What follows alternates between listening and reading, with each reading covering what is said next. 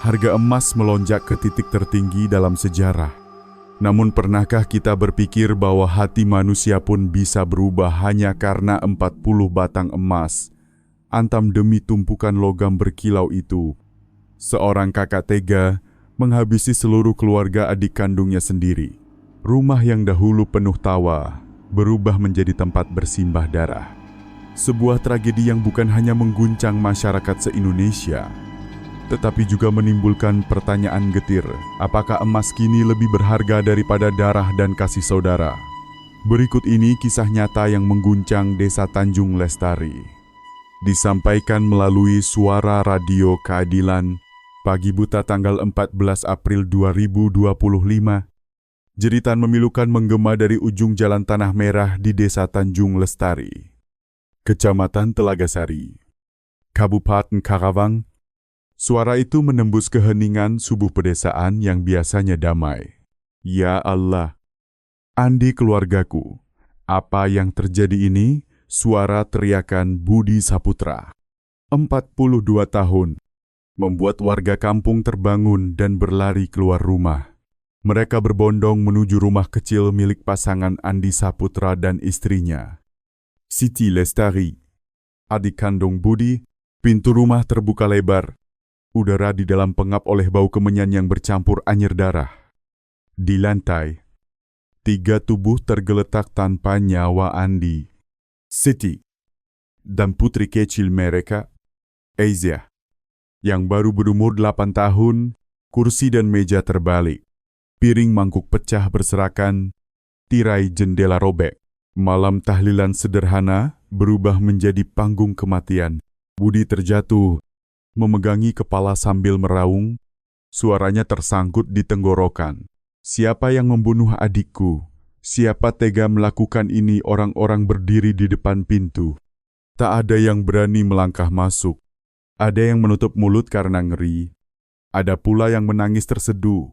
Seorang nenek renta menarik cucunya menjauh sambil bergumam lirih. Baru tadi malam mereka tertawa bersama. Sinar matahari pertama menyusup lewat celah jendela dan menyorot lemari kayu di pojok ruangan. Lemari itu terbuka paksa. Engselnya patah, pintu lemari terlepas dari rangka. Brankas di dalamnya terbuka dan kosong melompong. Lasi-lasi ditarik keluar. Isi rumah berantakan. Uang tunai, perhiasan, dan kantong berisi emas hilang tanpa jejak. Satu bekas tapak kaki berlumur darah mengarah ke pintu belakang. Udara menjadi berat, seolah waktu berhenti. Budi berlutut di lantai. Air mata bercampur peluh. Bibirnya gemetar. Tadi malam aku masih duduk di sini bersama mereka. Kenapa ini bisa terjadi? Seorang tetangga menepuk bahunya. Berusaha menenangkan walau tangannya ikut gemetar. Pasti perampok. Bud. Sekarang banyak begal, mereka dengar rumah ini makmur. Yang lain menimpali. Semua orang tahu Andi punya simpanan emas banyak. Kalau kabar itu sampai ke telinga maling, pasti mereka datang. Bisik-bisik menjalar di antara tangis. Tak ada yang curiga lebih jauh. Dalam pandangan warga, itu jelas-jelas perampokan keji. Di ruang tamu, asap kemenyan sisa tahlilan semalam masih melayang tipis. Di atas meja, mangkuk nasi tahlil pecah separuh, tergeletak di genangan darah yang telah mengering. Sebuah foto keluarga terlempar dari bingkai, terbalik ke di lantai. Budi akhirnya digandeng warga keluar ke teras. Wajahnya pucat pasi, kedua tangannya menutup kepala. Sesekali menyerit histeris. Aku cuma pulang sebentar tadi malam. Siapa sangka begini jadinya? Warga sekitar menitikkan air mata. Seorang pria kehilangan adik ipar, dan keponakan kecil sekaligus. Siapa yang tak ikut merasakan pedihnya? 20 menit kemudian, suara sirene polisi memecah udara pagi. 2 mobil patroli Polsek Telagasari berhenti di depan pagar. Petugas turun cepat. Warga menyingkir memberi jalan. Langkah sepatu polisi terdengar tegas di lantai semen. Kompol Rakap Pratama, Kasat Reskrim Polres Karawang, memimpin langsung. Ia memberi isyarat singkat kepada anggotanya, lalu masuk ke dalam. Pita kuning dipasang melintang, menahan kerumunan yang penasaran. Budi berdiri di dekat pagar. Bahunya bergetar. Matanya sembab menatap tim penyidik yang mencatat sesuatu. Tolong, tangkap mereka, Pak. Adikku orang baik, dia tak pantas mati begini. Katanya serak, tak ada yang mencurigai ucapannya. Seluruh warga desa menatapnya dengan iba. Beberapa ibu-ibu, seperti Bu Wati dan Bu Nani, menggusap air mata, kasihan Budi, saudara kandung sendiri. Siapa sangka bisa terjadi begini. Matahari sudah meninggi, menyinari atap seng rumah yang kini penuh noda darah dan abu kemenyan. Angin pelan meniup kain putih yang menutupi jasad. Suara tangis mereda. Berganti derap langkah polisi yang sibuk mengumpulkan bukti. Saat itu, Budi menatap rumah yang kini hanya tinggal puing duka. Tatapan matanya dalam, kelam, tak terbaka. Setetes air mata jatuh di tangan yang mengepal. Tak seorang pun tahu bahwa di dalam tetes itu tersimpan aroma dosa. Meski belum ada satupun yang menaruh curiga. Sore harinya, ketika matahari tenggelam di balik sawah, garis polisi masih melingkari rumah kecil itu.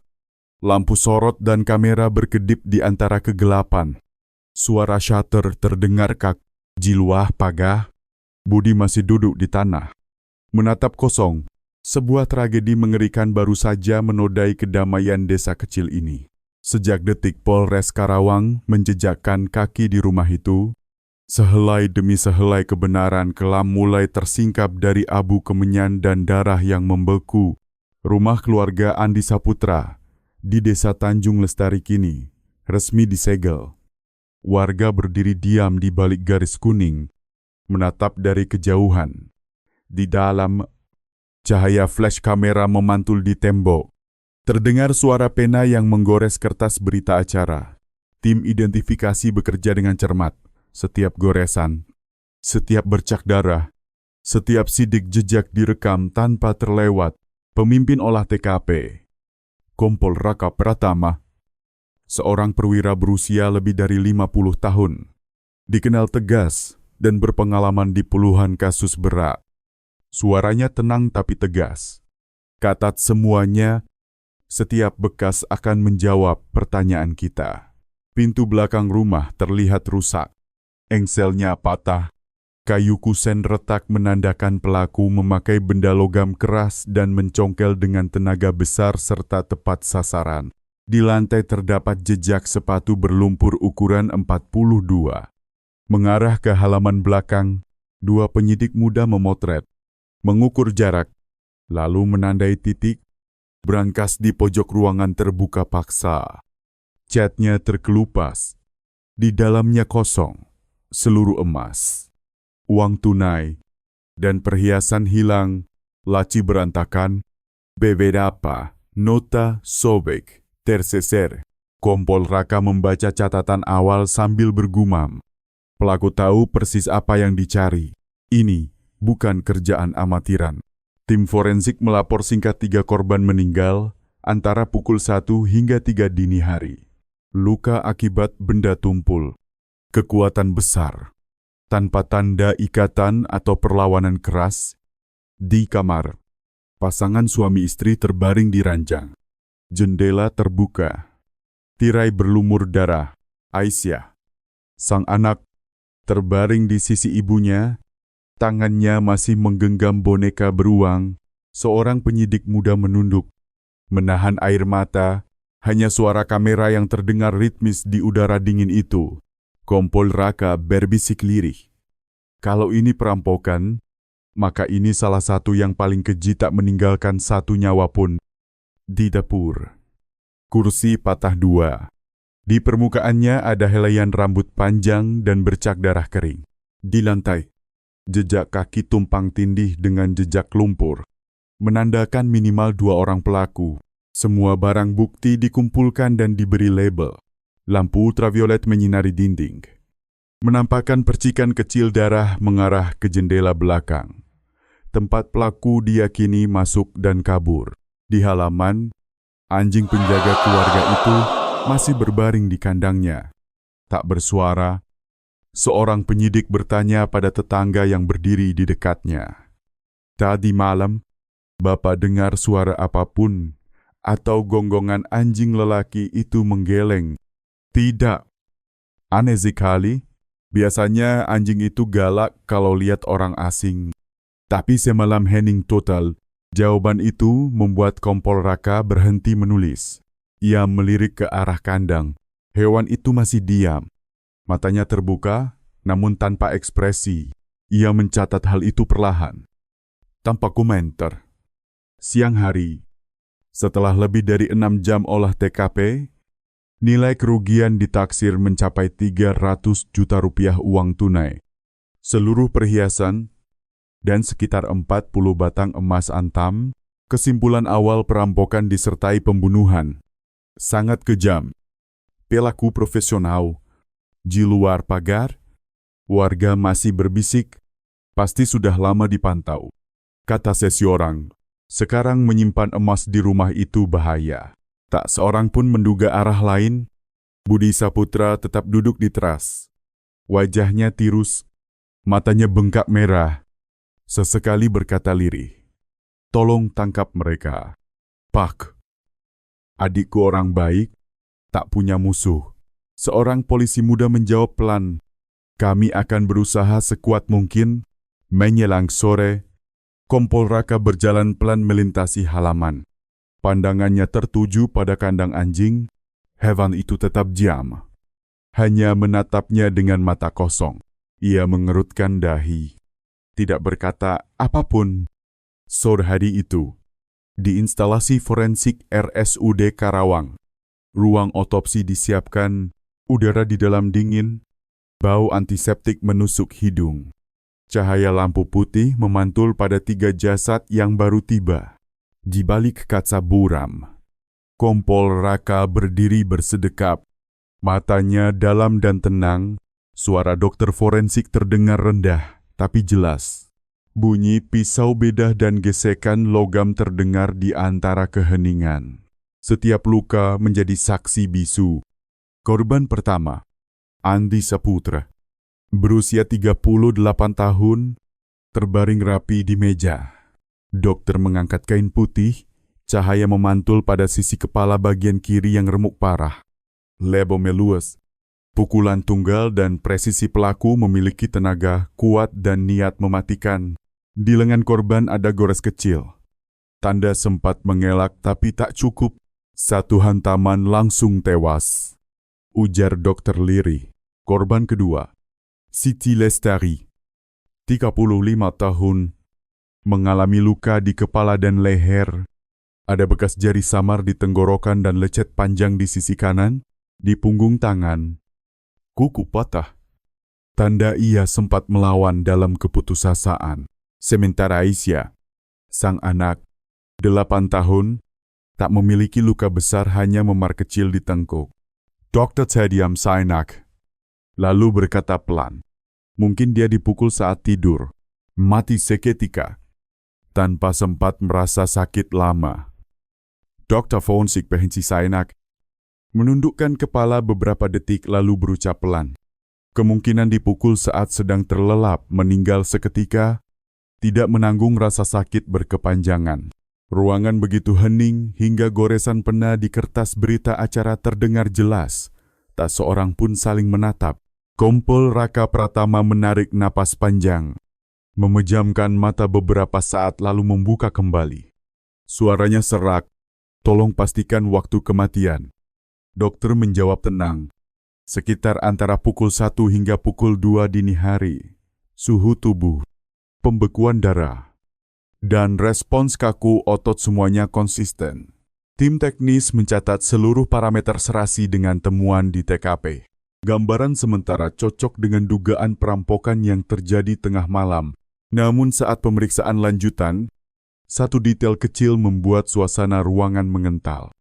Pada pergelangan tangan Andi Saputra tampak bekas lingkar yang mirip jejas tali arloji disertai lecet dan sedikit darah.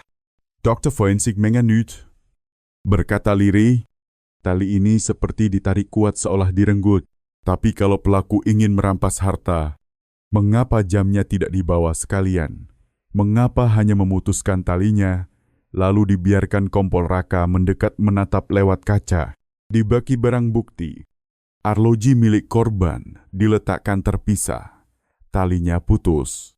Tetapi kaca muka jam utuh. Ia diam menatap cukup lama sebelum beralih pada resume olah TKP berangkas dibongkar. Harta Lutz. Tetapi jam tangan malah tertinggal. Dokter menambahkan catatan. Ada kemungkinan pelaku mengenal korban. Sehingga benda-benda kecil tidak dianggap penting. Satu detail lain pada kuku Siti Lestari terdapat goresan cat berwarna abu-abu muda. Sampel dikeruk dan dimasukkan ke kantong segel, bisa jadi cat kendaraan atau permukaan logam. Kompol Raka mengangguk tipis, memberi isyarat agar sampel segera dikirim untuk uji laboratorium kimia. Waktu merayap pelan. Tikayam kemudian, proses autopsi rampung. Kesimpulan awal dibukukan ketiga korban meninggal akibat cedera berat pada kepala. Pelaku menggunakan benda tumpul, bertindak cepat dan tegas. Tidak ada tanda-tanda pemerkosaan atau upaya rekayasa kasar pada tubuh. Kondisi jenazah dan lokasi kejadian sejajar dengan skenario perampokan berdarah di malam hari. Semuanya terlalu rapi. 3 hari selepas trakate, rumah keluarga Andi Saputra tetap senyap di balik garis segel di tanah. Garis kapur yang menandai posisi para korban mulai memudar tersapu gerimis sore.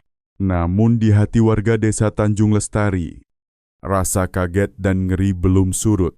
Orang-orang terus menyebut keluarga itu keluarga sederhana, rajin, hidup, tertib, dan disayangi tetangga. Andi, 38 tahun, dikenal pendiam, tubuh, seking, kulit logam karena matahari. Lebih dari 10 tahun lalu, ia dan istrinya kembali dari kecamatan ke kampung untuk memulai dari nol. Membuka bengkel kecil di belakang rumah, Andi bekerja sebagai tukang bubut. Sementara Siti Lestari berjualan peralatan rumah tangga di pasar kecamatan. Keduanya tekun, menabung setiap rupiah. Bu Wati, tetangga yang rumahnya berdempetan, duduk di teras dengan mata sembab saat bercerita. Suami istri itu baik sekali. Nak, hampir tiap malam suara mesin bubut masih menyala sampai larut. Pernah aku tegur, istirahatlah.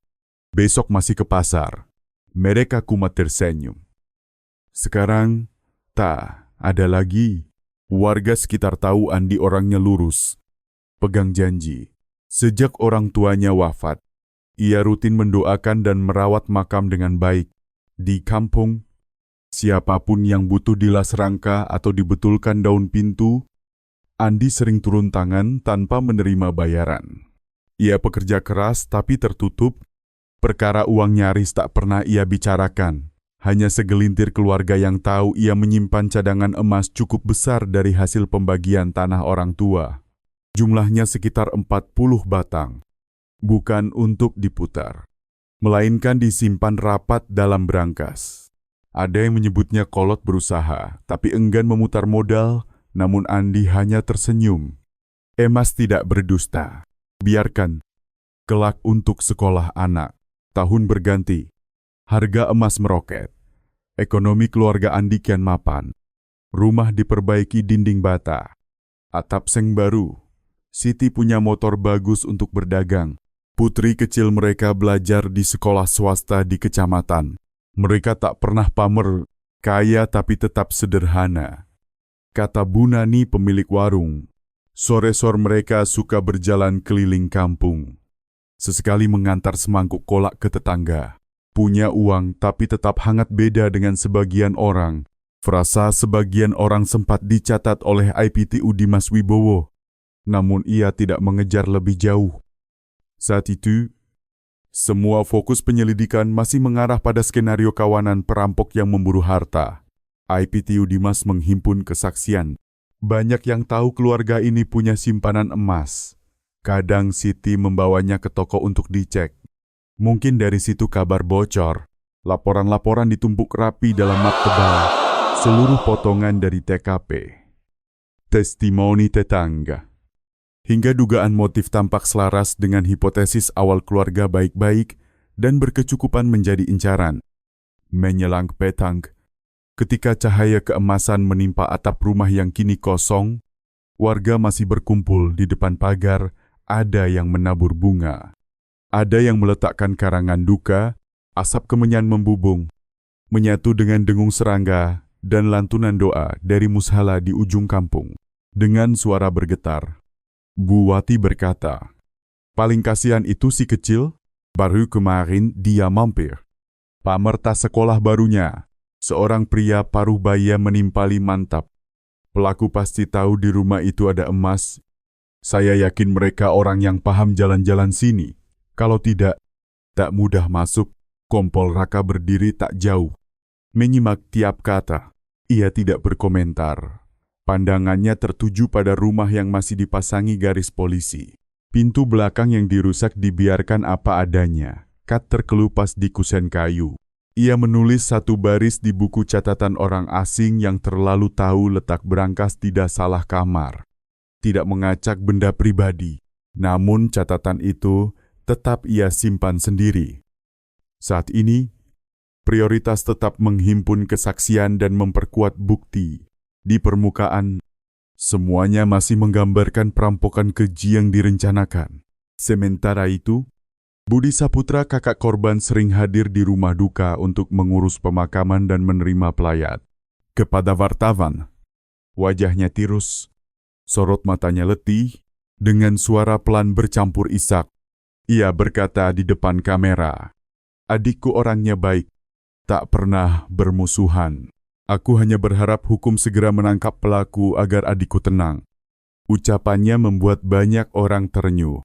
Media lokal memuat fotonya seorang kakak kurus, menangis di depan meja duka. Asap kemenyan mengepul sebuah ikon duka keluarga baik-baik. Sepekan setelah peristiwa, duka masih menyelimuti desa Tanjung Lestari, namun di dalam markas Polres Karawang, udara justru kian pekat. Berkas perkara telah menumpuk setebal 1 jengkal puluhan halaman BAP, sketsa TKP, hasil laboratorium forensik, semua lengkap. Tetapi belum ada terobosan. Kompol Raka menatap papan ringkasan yang menutupi dinding panah-panah. Foto-foto, catatan tinta merah bersilangan, di tengahnya foto keluarga korban dibingkai. Dikelilingi tanda tanya tanpa kamera, tanpa saksi, tanpa jejak izin. Kasus sulit. Gumamnya, wilayah kejadian berada di pedesaan. CCTV hanya ada di beberapa rumah dekat jalan utama. Rumah korban terletak di ujung kampung, berjarak lebih dari 300 meter dari jalan besar. Dikelilingi sawah dan kebun kelapa. Tim lapangan telah memeriksa kamera dalam radius 2 km, tak ada rekaman mencurigakan. Jejak sepatu berlumpur, bekas congkel pada brankas, bercak darah, semuanya dianalisis. Tetapi tidak cocok dengan pelaku berkasus di wilayah itu. Tidak ada DNA asing selain milik 3 korban. Perkara yang semula terlihat terang benderang berubah menjadi gelap tanpa satupun benang. Rapat darurat digelar. Di Meha, peta desa Tanjung Lestari dibentang. Titik-titik merah menandai lokasi rawan. Rumah residivis, toko emas sekitar, dan jejaring relasi keluarga korban. Siapa yang pernah berutang? Siapa yang pernah berselisih? Siapa yang keluar masuk rumah itu? Semuanya harus disisir. Laporan IPTU Dimas, penanggung jawab berkas keluarga Andi, tidak punya utang. Tidak berseteru dengan siapapun. Ia bekerja mandiri. Tidak bermitra bisnis. Tetangga menyayangi mereka. Pasangan itu hidup rukun. Tak pernah cekcok dengan warga. Kompol Raka tak diam. Ia menyalakan sebatang rokok. Asapnya mengambang tipis di ruangan rapat kecil. Keluarga baik. Tak kata musuh. Tak punya utang tapi dibantai sekeluarga. Jadi, Pelaku melakukannya untuk apa? Pertanyaan itu bergema lalu tenggelam tanpa jawaban. 3 tim dibagi. Pertama, menyisir toko-toko emas, menelusuri kemungkinan penjualan barang. Kedua, menyasar pelaku curas, penyalahguna narkoba, dan penjudi di wilayah. Ketiga, memeriksa relasi personal kerabat, teman, pelanggan. Seluruh daya dikerahkan, puluhan orang dipanggil, dimintai keterangan, hasilnya nihil. 1 toko emas besar di kecamatan melaporkan tidak ada transaksi mencolok selama sepekan ke belakang. Polsek setempat memastikan para residivis berada di tempat masing-masing. Tak ada yang menghilang pada malam kejadian. Unit teknis bahkan mengumpulkan data telepon seluler di sekitar lokasi.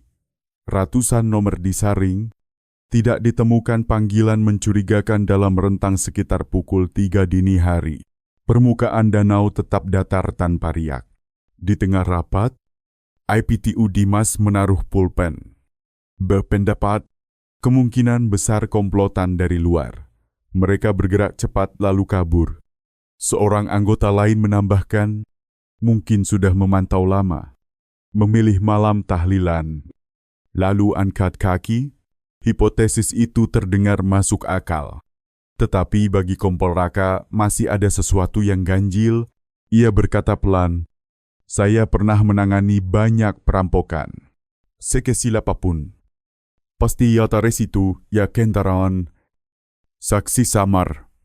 Atau minimal gonggongan anjing. Di sini tak ada jejak ban, tak ada suara anjing. Ada yang tidak srek, semua saling pandang. Tetapi tak menyela. Kasus sudah lebih dari sepekan tanpa kemajuan. Urat-urat tegang. Agar tidak tersesat dalam prasangka, Kompol Raka memerintahkan tanggalkan asumsi. Mulai lagi dari awal, mereka menelusuri jejaring sosial korban. Tim bergerak dari rumah ke rumah. Dari warung kopi ke pegadaian.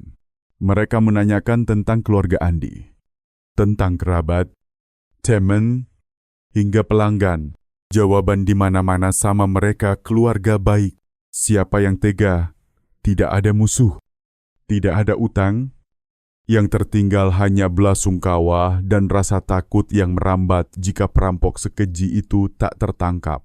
Siapapun bisa jadi korban. Tim memperluas sasaran. Para residivis narkoba dan pencurian di kabupaten dipanggil bergiliran. Mereka ditanya terus-menerus soal alibi malam kejadian, rute yang dilalui, dan siapa yang dihubungi. Semuanya punya bukti alibi. Berkas penyidikan menebal, tetapi tak ada keping yang pas menutup lubang teka-teki. Lembaran-lembaran BAP menumpuk, namun tetap membentuk lingkaran yang tertutup. 2 pekan berlalu. Desa Tanjung Lestari belum kembali tenang. Orang-orang yang berjalan melewati rumah sunyi itu menundukkan kepala, menghindari saling pandang. Di ruang rapat kecil, unit penyidik, lampu tetap menyala sepanjang malam. Berkas perkara menumpuk setinggi dinding kertas. Foto-foto TKP, berita acara, dan keterangan saksi menutupi seluruh permukaan meja. Kompol Raka Pratama duduk diam menatap foto seekor anjing yang berbaring di kandang pada pagi kejadian. Matanya terbuka, tenang, tanpa ekspresi. Penyelidikan buntu tanpa kamera, tanpa saksi, tanpa bunyi yang terekam. Sebuah rumah dikongkel. Harta lenyap, 3 nyawa melayang, namun jejak seolah diseka bersih oleh tangan yang memahami setiap sudut ubin di rumah itu. Kompol Raka paham, perkara yang terlalu bersih seringkali justru yang paling kotor. Tim dibagi berpencar, ada yang kembali menelusuri toko emas, ada yang memeriksa para residivis, ada yang mengurai relasi sosial. Mereka pergi lalu kembali lalu pergi lagi. Namun semua hasil laksana air di daun talas, tak ada yang menahan, tak ada yang tertinggal. Tak seorang pun tahu, tak seorang pun melihat. Keluarga korban dikenal dan dihormati. Hidup rukun, tak berselisih, tak berutang. Halaman demi halaman terisi kata-kata. Tetapi tak satu kalimat pun menjawab siapa yang menghabisi mereka menjelang sore. Rinai hujan merajut tirai tipis di beranda. Kompol Raka membuka ulang laporan pertama. Tulisan tangan penyidik muda tertulis jelas anjing tidak menggonggong. Para tetangga memastikan malam itu sunyi. Satu pikiran menyelinap. Dingin pelaku bukan orang asing. Ia mengenal rumah itu. Tahu letak simpanan emas. Hafal kebiasaan penghuninya. Dan tahu anjing takkan menyalak. Menjelang senja ia kembali ke TKP. Garis polisi sudah dicabut. Rumput liar tumbuh di halaman, pintu kayu pudar dilaburi hujan, anjing itu masih di kandang bertubuh besar. Berbulu hitam lehernya terikat rantai berkarat. Saat Kompol Raka mendekat, anjing itu sontak bangkit, menggeram, lalu menggonggong nyaring, memantul di halaman kosong. Warga yang melongok dari ambang pintu mengangguk-angguk anjing ini galak. Lihat orang asing langsung ribut. Tapi malam kejadian aneh, senyap sama sekali. Kompol Raka berdiri lama di depan kandang. Menautkan pandang dengan mata si hewan. Di sana ada takut. Ada waspada insting yang bisa membedakan mana wajah asing, tenggorokannya menegang. Jika malam itu anjing diam, maka orang yang masuk melewati pintu itu, pastilah sosok yang dikenalnya. Saat kembali ke kantor, ia tetap tak berkata-kata. Dimea, ia membentangkan daftar kerabat, orang yang kerap keluar masuk rumah, sanak family, sahabat, pelanggan. Setiap nama yang ia baca, ujung penanya memberi satu garis kecil dan berhenti pada satu nama Budi Saputra, kakak kandung korban. Orang pertama yang memberi kabar, orang paling cepat tiba di TKP. Orang yang paling banyak menuai simpati beberapa hari ini. Ia tidak menulis tambahan apapun, hanya memandangi nama itu lama-lama. Sesak yang merayap di pelipis antara iba dan curiga. Keesokan hari, tim intel turun mengumpulkan informasi. Mereka mendatangi tetangga, kenalan, penjual di pasar. Semua bercerita bahwa kakak adik itu rukun. Namun belakangan, kabar miring menyusup rumah tangga Budi kerap bertengkar. Pernah istrinya, Rina Wulandari, nyeletuk bahwa keluarga adiknya sombong setelah beruntung dari emas. Ada pula yang menambahkan, dua ipar sempat beradu mulut soal uang menjelang malam tahlilan. Potongan cerita itu rapuh dan terpencar. Tetapi ketika disusun, muncul bayangan kelam satu keluarga menguat, satu keluarga merosot. Kasih saudara diiris-iri, gengsi, dan lilitan utang. Di laporan akhir hari, Kompol Raka menggarisbawahi 3 hal anjing tidak menggonggong. Pelaku tahu letak berangkas. Ada gesekan lama di antara 2 keluarga. Semua mulai bergeser keluar dari bingkai perampokan biasa. Esoknya, di markas Polres Karawang, perkara Tanjung Lestari resmi memasuki babak baru. Kompol Raka hanya mengucap satu kalimat pendek dalam rapat internal. Mulai sekarang, fokus ke lingkaran keluarga kita, mulai dari Budi Saputra. Ruangan hening, tak ada yang membantah.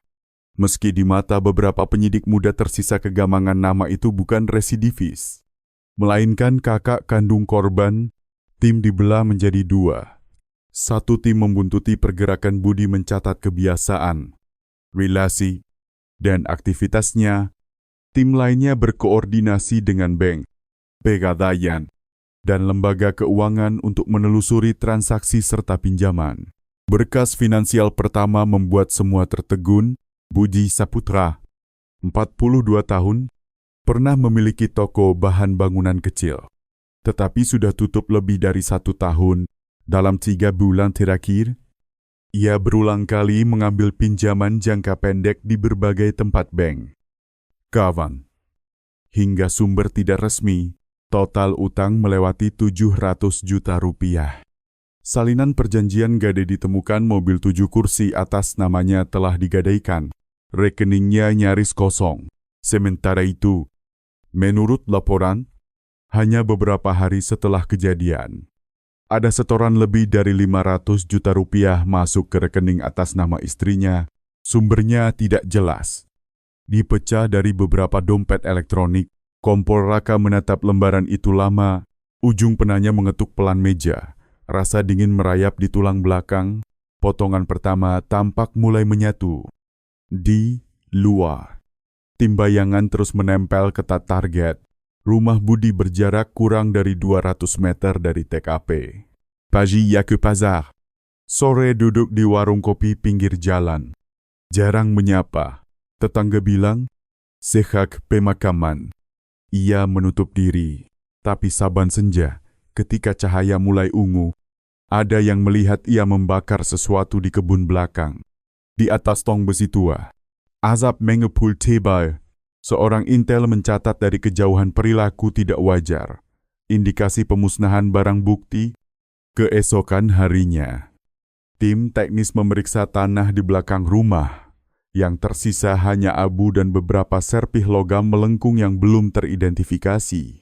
Tim juga memperoleh kesaksian seorang narasumber anonim dari lingkaran pedagang bahan bangunan sekitar 1 minggu sebelum kejadian.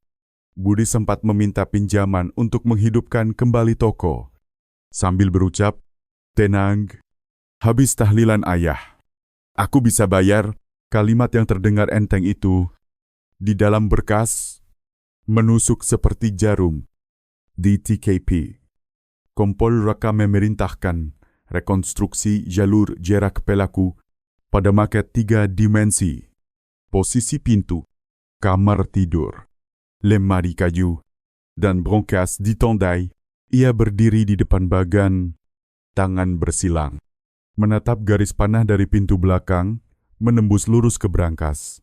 Lintasan itu tegas, tanpa ragu, tanpa salah arah. Orang asing sekendati mengamati lama, paling tidak akan meraba-raba beberapa menit. Di perkara ini, pelaku hanya butuh beberapa puluh detik menuju titik simpanan. Pelaku pasti sangat mengenal rumah itu. Mungkin pernah melangkahi jalur yang sama berkali-kali. Ketika dua keping pengetahuan denah rumah dan anjing yang diam disatukan, hawa dingin menyusup di tengkuk Kompol Raka. Yang semula tampak kebetulan kini berbaris rapi. Sore itu, ia bersama tim mendatangi toko emas terbesar di kecamatan.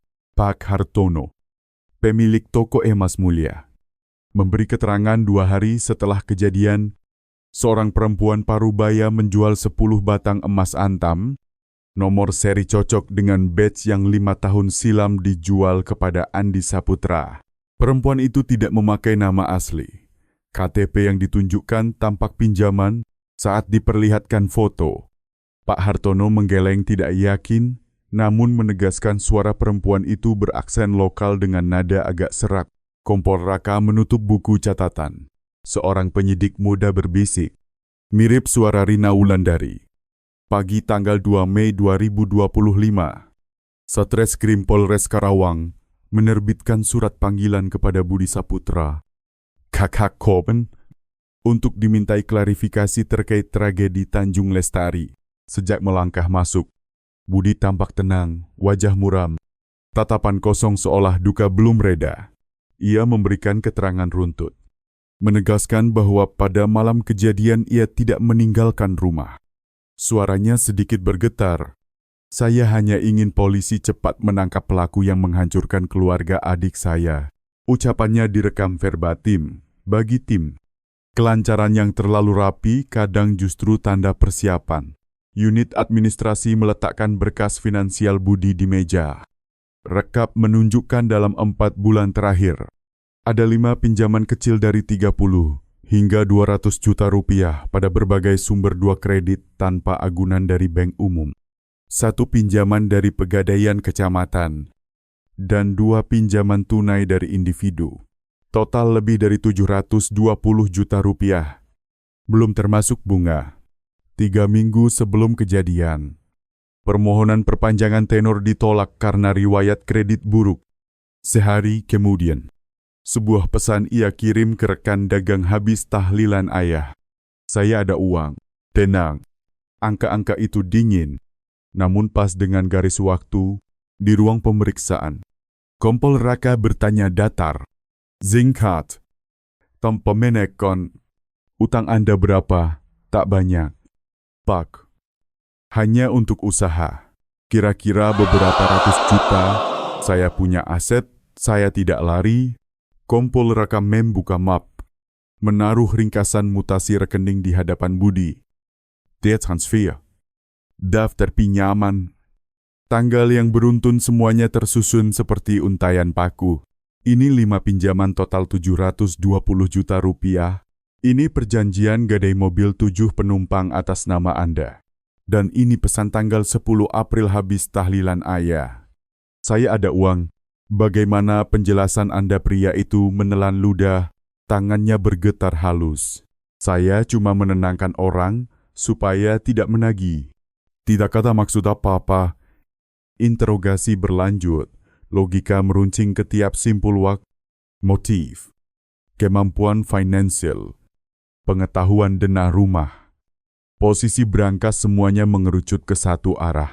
Kompol Raka diam. Menatap wajah di depannya. 20 tahun menelusuri perkara pembunuhan membuatnya hafal bahasa mata yang berbohong gerak kecil, yang muncul saat menyentuh topik waktu. Menjelang sore, tim memaparkan temuan tambahan rekaman kamera. Toko emas mulia tanggal 15 April 2 hari setelah kejadian menangkap seorang perempuan yang menjual 10 batang emas antam dengan nomor seri, sesuai batch yang dibeli Andi pada tahun 2019. Dana transaksi lebih dari 500 juta rupiah dipecah ke beberapa transfer kecil menuju rekening atas nama Rina Wulandari.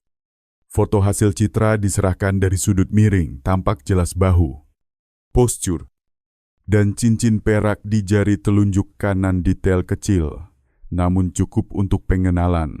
Dengan nada dingin, Kompol Raka berkata pelan, "Ini istri Anda rekaman dari kamera toko emas mulia." Ada penjelasan lain, tak ada jawaban. Budi Saputra menunduk, kedua tangan mengepal, napasnya memburu, keringat menitik di kerah, bahunya bergetar halus. IPTU Dimas Wibowo meletakkan satu lembar lagi. Hasil pemeriksaan sidik jari terdapat kecocokan sebagian antara jejak pada sisi dalam pintu brankas dengan sidik jari korban dan Budi Saputra. Tak perlu kata-kata, ruangan membeku. Lelaki itu menengadah, mata memerah, suara serak tersendat. "Saya hanya berniat mengambil emas. Saya tidak ingin membunuh siapapun." Dia terbangun. Melihat saya panik. Suara perahu itu memantul ke plafon. Jatuh berat seperti palu. Beberapa detik terasa panjang, tak seorang pun bergerak. Kompol Raka Pratama menuliskan setiap kata dengan tegas dan pendek. Subjek Budi Saputra, kakak kandung korban, mengakui memasuki rumah adiknya secara diam-diam, menggunakan benda tumpul ketika aksinya diketahui. Lalu mengambil harta berupa 40 batang emas antam dan uang tunai.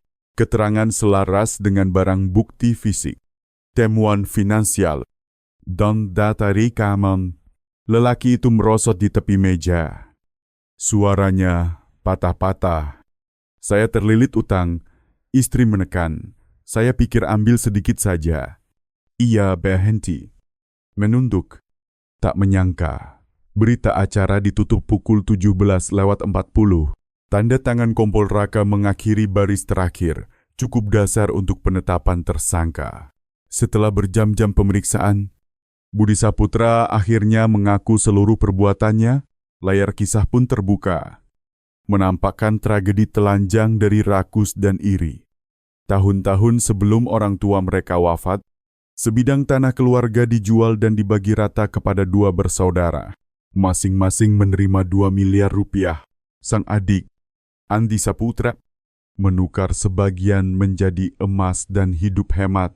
Sang kakak, Budi, membuka toko bahan bangunan, membeli mobil, dan berfoya 2 pilihan hidup yang berseberangan, membuat jarak perlahan terbentuk. Ketika harga emas melonjak berlipat, kekayaan Andi melampaui bayangan. Budi justru bangkrut. Utang menumpuk, rumah tangga retak. Dalam pertengkaran, Rina Wulandari kerap membandingkan, "Adikmu pandai menyimpan, kamu malah menghamburkan. Andai dari dulu kamu mau dengar. Kalimat-kalimat yang tampak kecil itu berulang seperti pisau mengiris harga diri. Menjelang akhir tahun 2023, Budi mulai meminjam kemana-mana. Tumpukan utang berbunga tinggi menggiringnya ke jalan buntu. Saat bank menolak perpanjangan, ia mendatangi adiknya memohon bantuan. Andi tidak menolak, tetapi hanya bisa menolong sebagian kecil. Menurut keterangan, Siti Lestari istri korban menegaskan, Budi telah beberapa kali meminjam. Totalnya lebih dari 300 juta rupiah. Kali ini kami tidak sanggup lagi. Tolong urus sendiri. Kata Siti apa adanya. Bagi orang yang sedang tenggelam, kejujuran itu terasa sebagai penghinaan. Dari situlah benih dendam tumbuh. Memasuki bulan-bulan awal 2025, jatuh tempo datang. Rina makin tajam dan sinis. Menurut saksi, ada yang mendengar ia berkata, emas mereka bertumpuk di brankas. Saudara kok pelit begitu? Dalam kalimat itu tersimpan kecemburuan dan hitung-hitungan. Ia pula yang pertama melontarkan saran setengah bergurau. Kalau bisa ambil sedikit, anggap saja bagianmu. Siapa yang tahu? Ucapan ringan seperti api menyambar jerami kering. Di benak Budi, niat merampas mulai mengambil bentuk. Tanggal 12 April, malam tahlilan berlangsung seperti biasa. Tak ada yang menyangka sebuah rencana telah tergambar di kepala sang kakak. Menjelang larut, Andi dan keluarganya tidur lebih awal. Budi berpura-pura kembali karena ketinggalan ponsel. Ia tahu persis letak brankas. Tahu, kunci cadangan tersimpan di laci kayu pengetahuan yang orang luar tak mungkin punya. Rencananya semula hanya mengambil emas lalu pura-pura rumah kemalingan. Namun saat brankas hendak dibuka, suara kecil membangunkan Andi.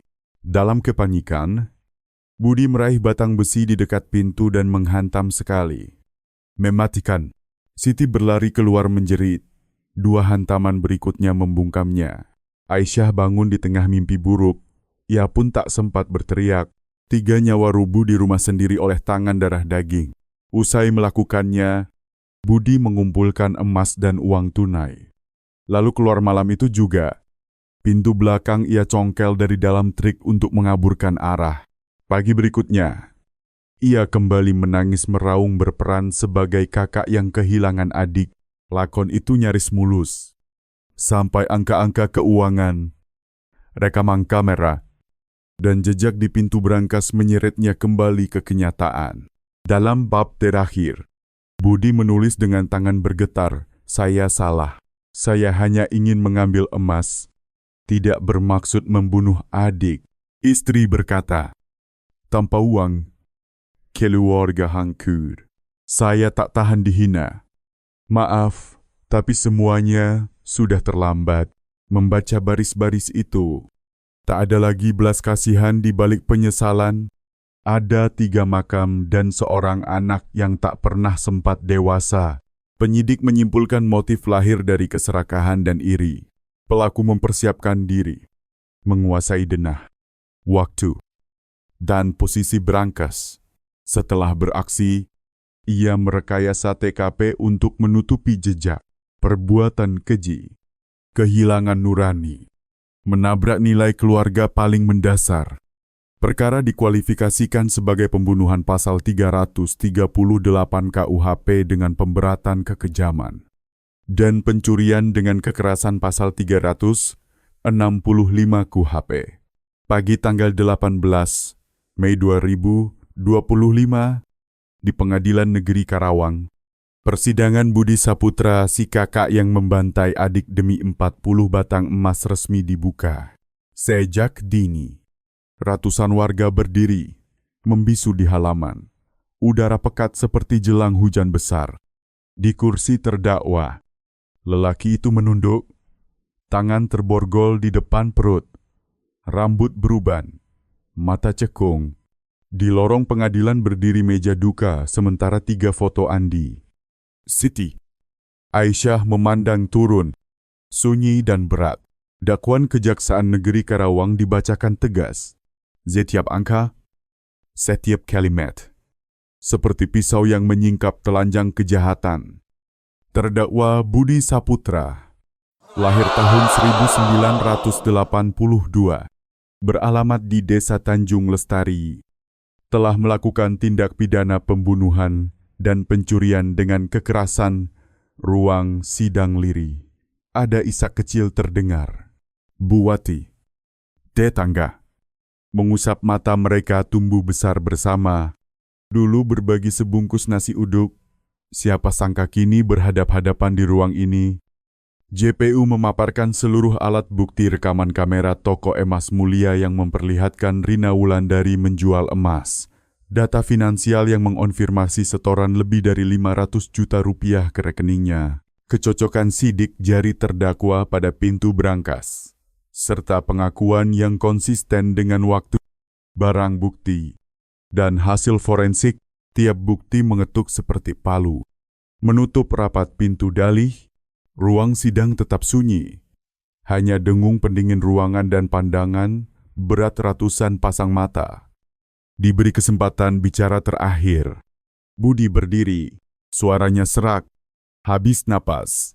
Saya minta maaf, saya karena utang, karena lemah.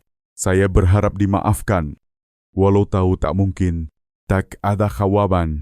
Beberapa kepala menggeleng. Seorang lelaki tua kerabat berbisik. Membunuh darah sendiri. Bagaimana memaafkan pukul 11:20? Majelis bermusyawarah. 15 menit kemudian, putusan dibacakan dalam hening. Total menjatuhkan pidana hukuman mati atas tindak pembunuhan. Dan 18 tahun penjara untuk pencurian dengan kekerasan. Pidana dijalankan secara kumulatif. Membayar ganti kerugian perdata dan seluruh biaya perkara. Tak ada tepuk tangan, tak ada gumam, tak ada sapu tangan yang diangkat untuk mengusap air mata simpati.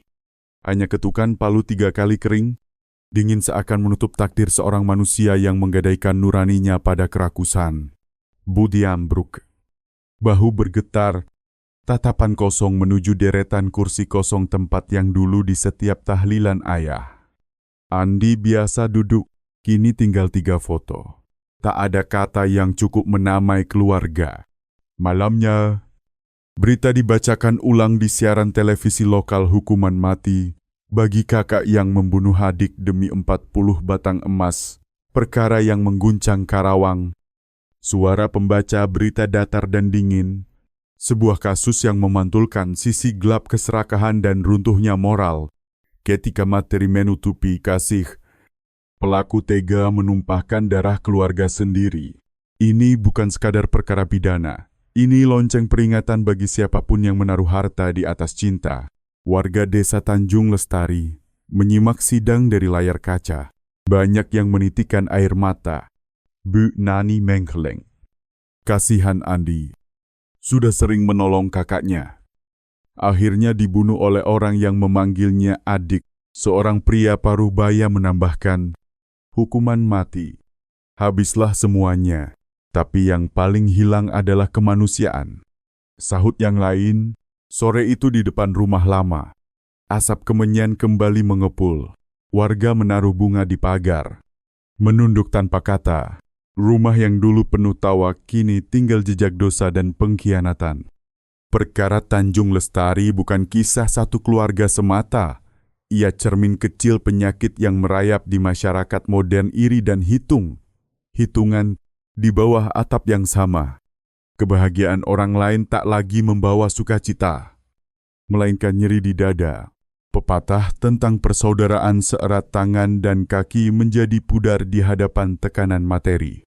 Dalam kasus ini, sang kakak telah berkali-kali ditolong ratusan juta rupiah.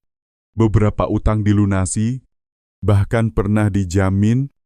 Saat ditolak, ia menafsirkan sebagai penghinaan, bukan keterbatasan. Alih-alih bersyukur, ia membalas dengan darah.